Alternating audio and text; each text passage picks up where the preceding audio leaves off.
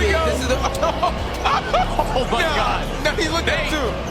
Nate. Oh, Nate.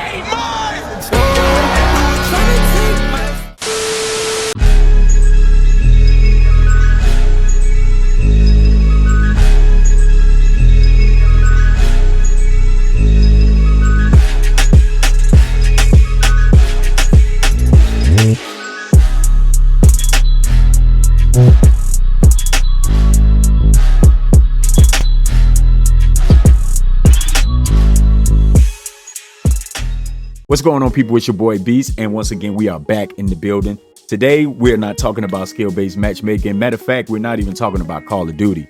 But the last video that I did make about Call of Duty or Modern Warfare 2 or Modern Warfare 3, it needed to be said. Your boy had to had to get that out. But today it's all about Xdefiant. And if you're like me and you played the beta, all the betas that Xdefiant brought out, and you're waiting for the game to get released, it's a lot of us. The community is big. Everybody's waiting. Well, today, your boy got some news for you. And it's not talking about the release, but it's talking about the ongoings or trying to give an update of what's going on with Xdefiant. For those of you that do know about this and have seen this, then you know what's going on. But there are a lot of people that don't. So your boy got you. Mark Rubin is one of the main Xdefiant executives, and he's the same person that's responsible for a lot of the older Call of Duty games, but he transferred over to Xdefiant or Ubisoft, and he's doing a lot of things over there.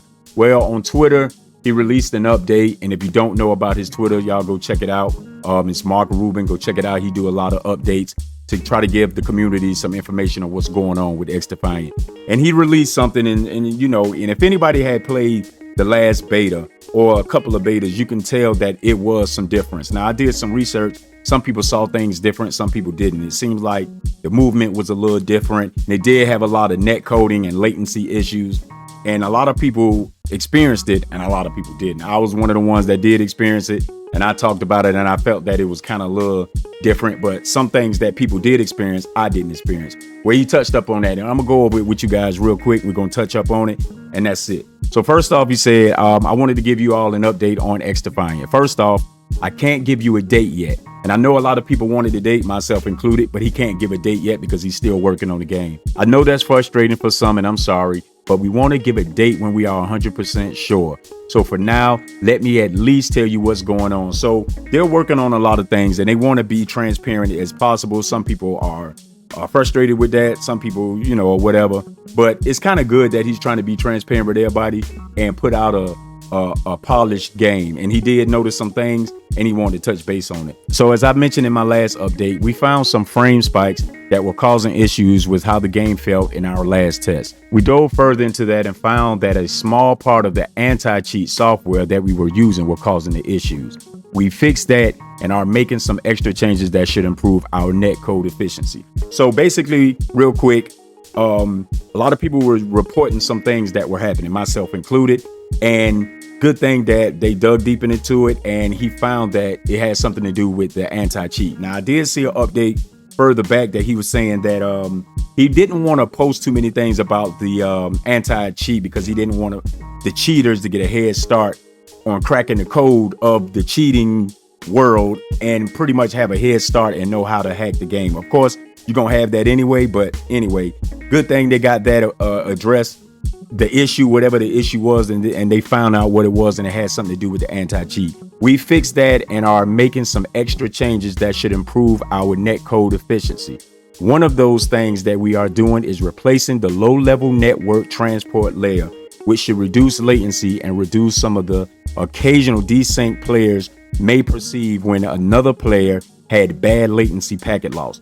So if you played the beta of Xdefiant, you might have noticed that there was a lot of latency issues, packet loss, and Xdefiant doesn't have anything to do with skill-based matchmaking, but all that stuff ties in with net coding and desyncing.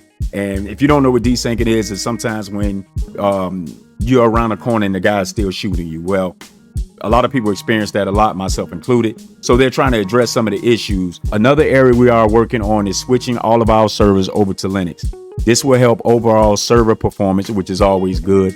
In particular, allowing us to spin up servers. Maybe he means speed up, I don't know. To spin up servers significantly faster, which will allow us to handle a larger number of players better, and hopefully we will make our launch smoother. It's almost like the same thing that's happening with Modern Warfare or Call of Duty, where the servers can't handle so many people. And they did a whole bunch of tests. That's the whole reason why a lot of these companies do these tests for the beta, to see what they can handle, see how many people that get in the game, and see if their servers can handle that. So it seems like they're trying to address that. And finally, we are also replacing our social party system, as we found that it didn't quite live up to expectations when put under the load of actually being live. Our current system works fine in a test environment, but just wasn't cutting it when we tested live under heavy loads.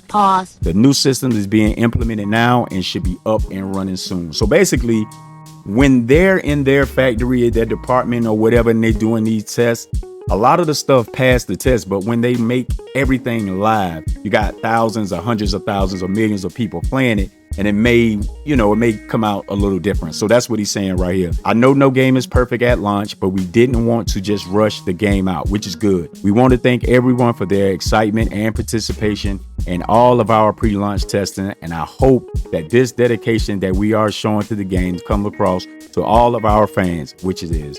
Xdefiant is a game that we want to be loved for many years to come. Hope that adds some clarity to what is going on with Xdefiant. I hope everyone have a great day and keep an eye out for more info. It's pretty much reaching out to everybody, trying to be transparent as possible and letting everybody know of the updates or the things that him and his team is working on. They saw some things that seemed quite buggy. They saw some things that didn't work right. It may work right in their facility, but when they launched it out or put it out in the beta and made it live, or when they went live, it just wasn't holding up to the performance that they wanted it to, because so many people flooded the servers and stuff like that. So hopefully these guys can get back in their facility. They can make everything work, which it seems like it is.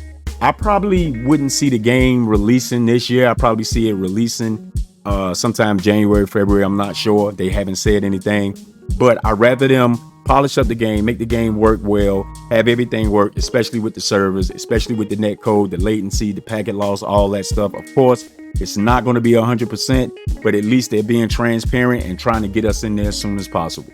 So that's all I got, man. Hopefully we'll be on Xdefiant soon. Of course, we'll be on Modern Warfare 3 soon, dropping nukes, doing what we do, and we'll keep it like that. Enjoy your day. Hopefully you enjoyed the video. This your boy Beast. Gone.